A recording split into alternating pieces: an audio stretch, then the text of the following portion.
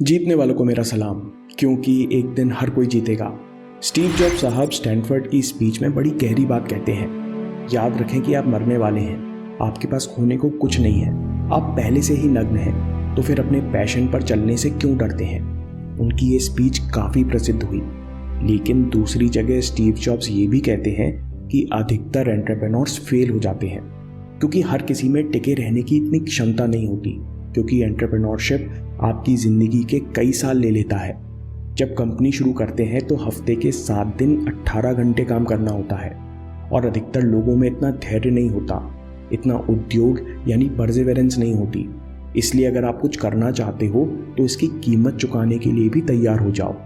ये खास बात हम नौजवानों को पहले दिन से पता होनी चाहिए कि अगर आप वो करना चाहते हो जो आपको पसंद है तो आपको 3 गुना मेहनत करनी होगी।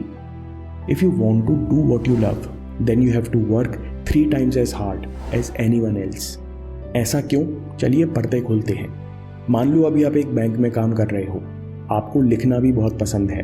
आप देखते हो कि आजकल इंटरनेट का ज़माना है, मैं ब्लॉगिंग के साथ साथ अच्छा ऑथर भी बन सकता हूँ, फिर मुझे काम का बोझ महसूस नहीं होगा। कहते हैं ना, if you love what you do, you don't have to work another day. फिर समय के साथ आपको पता चलता है कि मार्केट में किसी को आपकी गुमनाम किताब का इंतज़ार नहीं है। पहले से ही बहुत सारे ब्लॉग्स हैं, पब्लिशर के पास बहुत सारी मैन्यूस्क्रिप्ट्स हैं। आपको लिखना भी है, खुद को हिम्मत भी देनी है, लोगों से मदद मांगनी है, मैगजीन्स और एडिटर्स को ईमेल्स पर ईमेल्स लिखने हैं, और तमाम तरह के नृत्य करने हैं। मतलब आपको अपनी जगह बनाने के लिए अभी करंट जॉब से कम 3 गुना मेहनत करनी है। और सबसे बड़ी मेहनत है खुद को धक्के खाने के लिए मोटिवेट करना। ये मैं आपको डराने के लिए नहीं कह रहा हूँ, बल्कि इसलिए कह रहा हूँ कि working for passion is a privilege. ये मौका और संयोग बहुत कम लोगों को मिलता है। असलियत में किसी को आपके आइडिया और टैलेंट की फिक्र नहीं है। अगर आपको अपनी जगह बनानी है तो आपको एड़ी से लेकर चोटी तक जोर लगाना पड़ेगा। ये आपकी जिम्मेदारी है कि आप अपने अंदर आग को जिंदा रखो और अपने सपने को सच करो।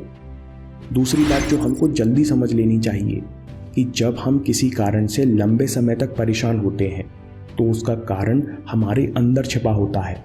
जब हम किसी से नफरत करते हैं तो उसका कारण भी हमारे अंदर होता है। नफरत का कारण गुस्सा और गुस्से का कारण डर होता है, और डर का कारण अटैचमेंट होता है। नेगेटिव इमोशन दूसरों को नहीं बल्कि हम पर ही बुरा असर डालते हैं।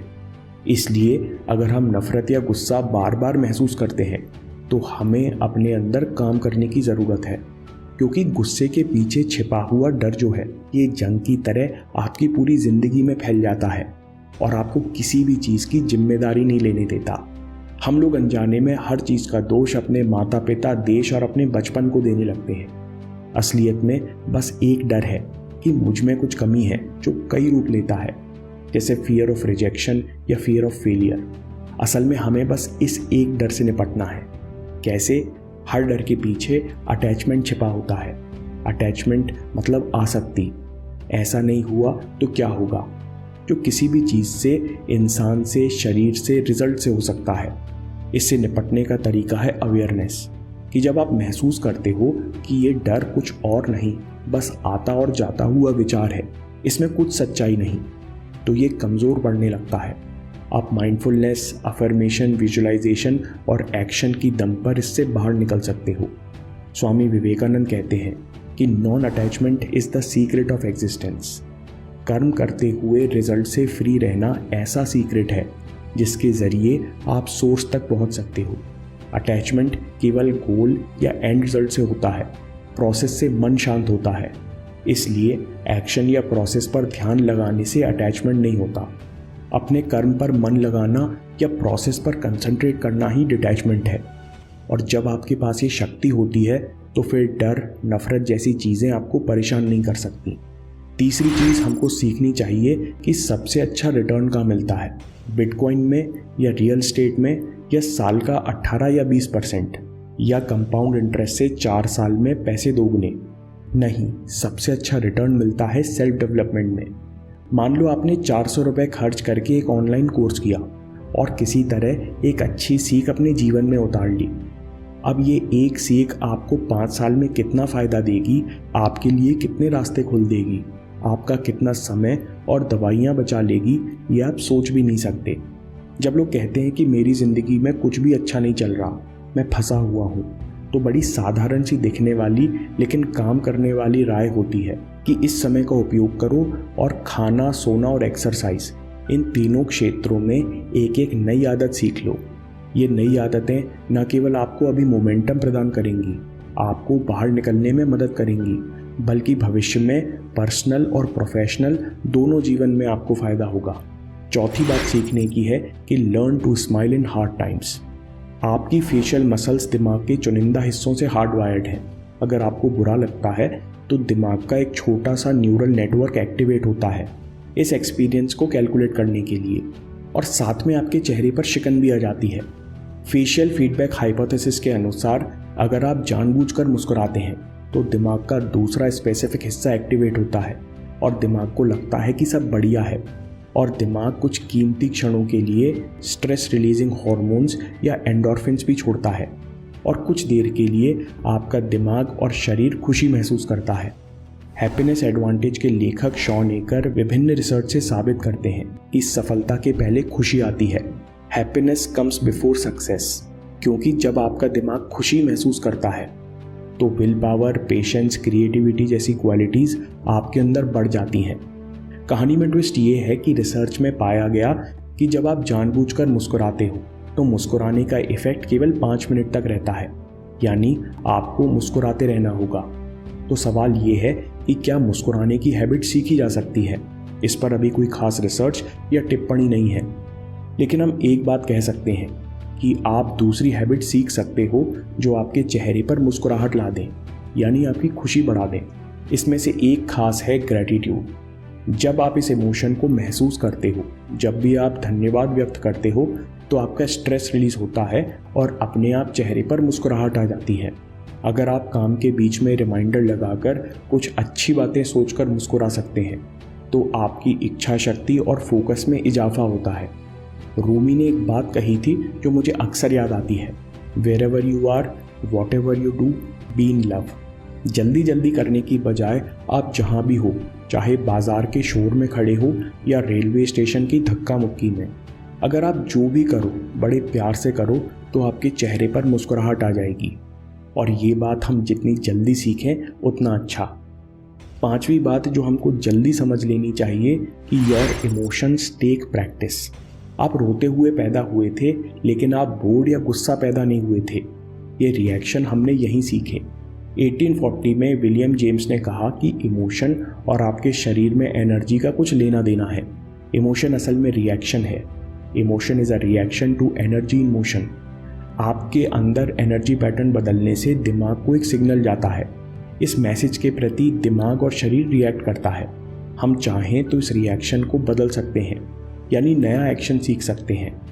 मेरा दोस्त है, जब उसे लगता है कि उसकी बात नहीं सुनी जा रही, उसे इग्नोर कर रही हैं, तो वो चिल्लाने लगता है। चिल्लाना लर्नड रिस्पॉन्स है जो उसने बचपन में सीख लिया था। अगर वो सचेत रहे और अभ्यास करे तो वो चिल्लाने की जगह कुछ और भी कर सकता है। मुस्कुराकर आंख भी मार सकता है कि भाई मैं ये बात कहना चाह रहा हूँ, आपको अच्छा लगे तो देख लेना। अपने नेगेटिव इमोशंस पर नए एक्शन लेने की कला आपको जल्दी सीख लेनी चाहिए, क्योंकि जब हम इमोशनली रिएक्ट करते हैं तो अपना मूड, एनर्जी और समय खराब करते हैं। आप सोचो कि अगर आप अपने इमोशन को 80% टाइम सही से हैंडल कर लो तो आप अपने लिए कितना समय और एनर्जी बचा सकते हो। इसलिए नेगेटिव फीलिंग्स पर नए एक्शन लेने की कला यानी नए इमोशंस हमें जल्दी सीखने चाहिए। दोस्तों, समरी में सबसे पहले working for passion is a privilege. आपका पैशन आपकी जिम्मेदारी है। कहने को तो लोग कहते हैं कि अगर आप पसंद का काम करते हो तो काम का पता ही नहीं चलता, लेकिन इस स्थिति तक पहुंचने के लिए आपको 3 गुना मेहनत करनी पड़ेगी। दूसरी बात है कि अगर आपसे कोई नफरत करता है या आप किसी से नफरत करते हो तो उसका कारण आपके अंदर ही छिपा है। नफरत का कारण गुस्सा, गुस्से का कारण डर और डर का कारण अटैचमेंट होता है।